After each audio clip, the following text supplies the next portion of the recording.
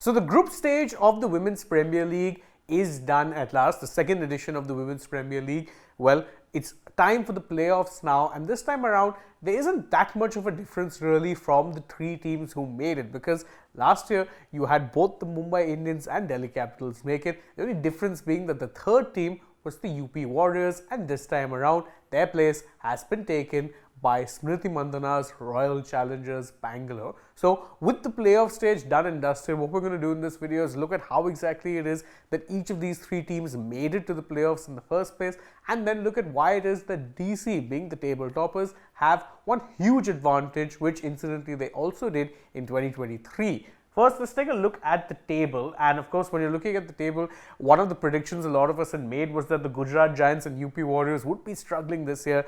Turned out to be exactly that way, because Gujarat finished with the wooden spoon and UP Warriors, well, they weren't much better off. However, the three teams that did qualify, Delhi Capitals were pretty much the most dominant side, because they had some very dominant wins, but also a close win which we'll touch upon later on. 12 points through to the playoffs in first place, and not just playoffs, they're through to the final, and that's what's really big.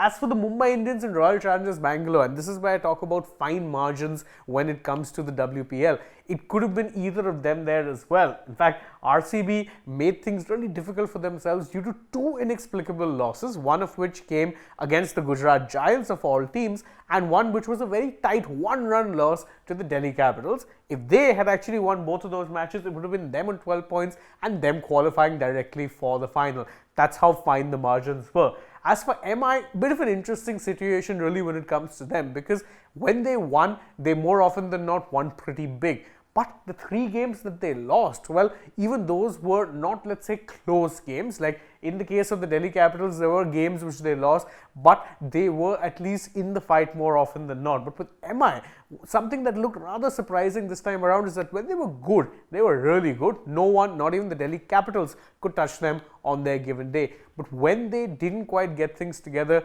they did tend to crumble and lose rather big, which is a worrisome sign, especially when you consider A, that they're the defending champions, so there's going to be that pressure to retain the crown, and that B, they are the team that will have to play the playoff in order to get into the final. Delhi Capitals don't have that problem, because like in 2023, they finished at the top of the table, and what that does is gives that team a direct entry into the final. So it's not so much of a playoff situation as it is basically two knockout matches, a virtual semi-final and the final that follows. Now DC, of course, did the exact same thing in 2023, and that's why many people had them pegged as favourites, because what happens more often than not, even in the IPL, is that the team that wins qualifier 1, which is the team that finished first and second in the league stage, more often than not, whoever wins that has gone on to win the IPL title. Same here, many expected that they finished top of the table, so they would go on to win.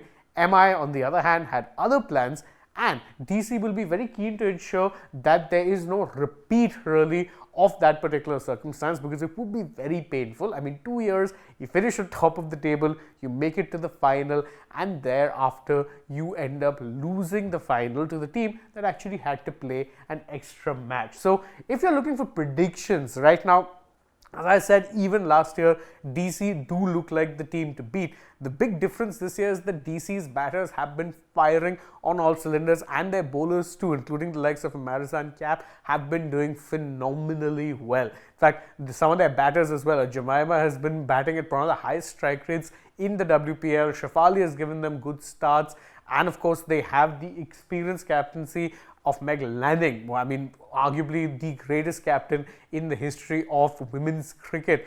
So there's definitely all the signs there that they can win, but a lot will really depend on who the opposition is. Up against MI, they may crumble. Up against an RCB, who really knows? Because again, even RCB, and assuming you have a DC RCB final, it really would be the chance of one team getting their first title win. If MI make it through, however, if they sneak through to the final, I do think they'd be favourites. But what are your thoughts? You can let me know all of that in the comments below, and don't forget to like this video, share it with your friends, subscribe to the channel, tap that bell icon, follow us also on social media. We're on Instagram, Twitter and Facebook. Don't forget to download the SportsTak app, and if you're already on the channel, go ahead, check out some other videos we've uploaded as well. For now, from my side, it is goodbye.